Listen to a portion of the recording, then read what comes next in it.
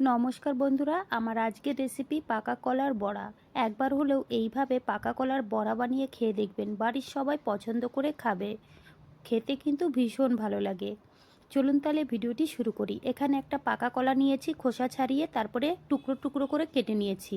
এবার একটা বাটিতে নিয়ে নেব, আর দিয়ে দেবো চিনি। চিনি আর কলাটা খুব ভালো করে মেখে নিয়েছি। এবার দিয়ে দেবো 1 বাটি চালের গুঁড়ো, 2 চামচ ময়দা, পরিমাণ মতো লবণ, আর দিয়ে দেবো নারকেল কোরানো। বন্ধুরা, এই নারকেলটা দিলে কিন্তু বড়াটা খেতে অনেক বেশি ভালো লাগবে। এবার আমি হাত দিয়ে ভালো করে মেখে নেব। তো খুব ভালো করে মেখে নিয়েছি, দেখতেই পাচ্ছেন। এখানে কিন্তু আমি কোনো রকম জল ব্যবহার করিনি।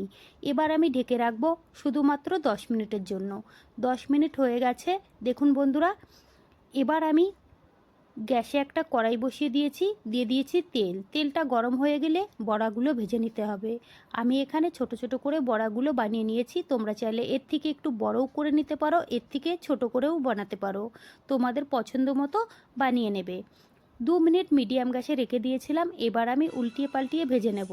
বন্ধুরা, একবার হলেও এইভাবে পাকা কলার বড়া বানিয়ে খেয়ে দেখবেন। সত্যি বলছি, এতটাই মচমুচে হয়েছিল, আর খেতে কিন্তু ভীষণ ভালো হয়েছিল। এবার আমি বড়াগুলো তুলে নেব।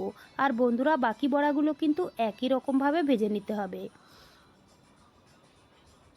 বাকি বড়াগুলোও আমি উল্টিয়ে পাল্টিয়ে ভেজে নিয়েছি, সুন্দর একটা কালার এসেছে। এবার আমি তুলে নেব। সবগুলো বড়া কিন্তু আমি ভেজে নিয়েছি। তো বন্ধুরা, পাকা কলার বড়ার রেসিপি আপনাদের কেমন লেগেছে কমেন্ট করে জানাবেন। ভালো লাগলে প্লিজ আমাকে সাপোর্ট করতে ভুলবেন না। চলুন তাহলে ভিডিওটি আমি এখানেই শেষ করছি। আপনারা সবাই ভালো থাকবেন।